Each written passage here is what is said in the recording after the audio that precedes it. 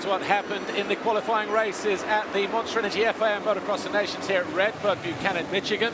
Looked like Dylan Wright was the rider that fell getting out of the start, but in this MXGP qualifying race, it was Jeremy Seewer who led the way for Switzerland, Mitch Evans of Australia, the number 4, the Netherlands, Koldenhoff, then Jago Geerts with Eli Tomac around about 10th place. Towards the end of the first lap, Seewer fell, remounted in about 5th position.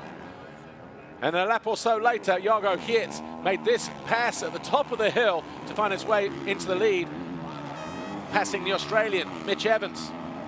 Tomac was on a charge, though, when he found his way past the number 13 of Maxime Renault. That put him into 6th, and from there, he started a real charge. He caught Jorge Prado to move into 5th, and before the end of the lap, he found his way past the number 4, round the outside, Glenn Koldenhoff, to move into 4th place.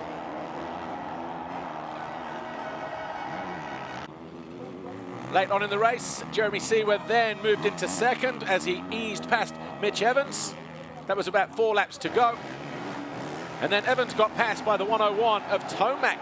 Tomac then moving into 3rd.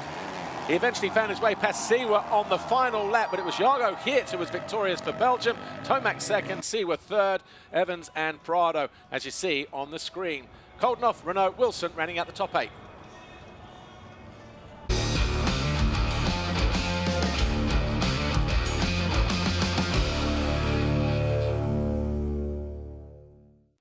In the MX2 qualifying race, Guillaume Ferrez from the middle of the gate didn't look like he got a good jump originally, but he swept around the first turn, came out leading as we went into turn 2, but the 102 of Justin Cooper was right there behind him with Hunter Lawrence 114 next. Hardy Munoz was briefly there on the Kawasaki for Chile. Hunter Lawrence just muscled aside the number 2 of Andrea Adamo to move into 3rd place. And as the race went on, Marvin Musquin also found his way past the Italian. That put him up into 4th. About just before the halfway mark, Hunter Lawrence found his way past Guillaume Ferrez to move himself up a position as Joe Shimoda down from 15th, and he would eventually come home in 11th place. Kai de Wolf did find his way into 5th position with that pass on Adamo, but with 2 laps to go, he had a rear wheel collapse on him. He was classified as 19th. Marvin Musquin wasn't done yet. Moved into 3rd as he found his way past Guillaume Ferrez of Spain.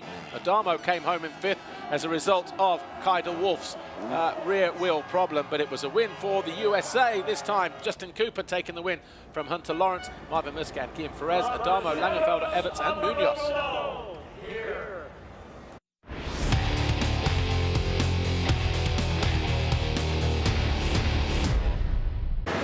Final qualifying race of the day, the open class. Look to the right-hand side. Dylan Ferrandis, number 15, almost backed himself a whole shot, but it was Calvin Verlander, number 6 of the Netherlands. Ferrandis was there in about 2nd position as the 3 of Guadagnini swept around the outside to move into 3rd. He would fall on the opening lap down to 17th place. Jet Lawrence in a battle with the Spaniard, Ruben Fernandez. Didn't make the pass stick, though. Chase Sexton did. He moved from 3rd to 2nd as he passed Dylan Ferrandis, and then as soon as he'd done that, up the inside of Calvin Verlander to take over the lead. And as soon as he'd done that, Ferrandis was also on the rear wheel of Sexton, moving into 2nd position. This time, Jet Lawrence did find his way past Ruben Fernandez. That put him up a position. And then he found his way past Calvin Verlander with about 4 laps to go to take over 3rd place. Dylan Ferrandis went to the outside here as he was closing on Sexton, but then he wrapped his leg around the rear wheel, lost about 8 seconds as he took it out. But on the final lap, Sexton with about a 5-second advantage washed the front end, and just watch Ferrandis come through in the background now. That was the lead change right there, and it was Ferrandis who went on to win for France. Sexton 2nd, Lawrence 3rd, Fernandez 4th, Verlander 5th. And as you look at the overall finish of the race, Team USA qualified 1st, France 2nd, Australia 3rd, Spain and Belgium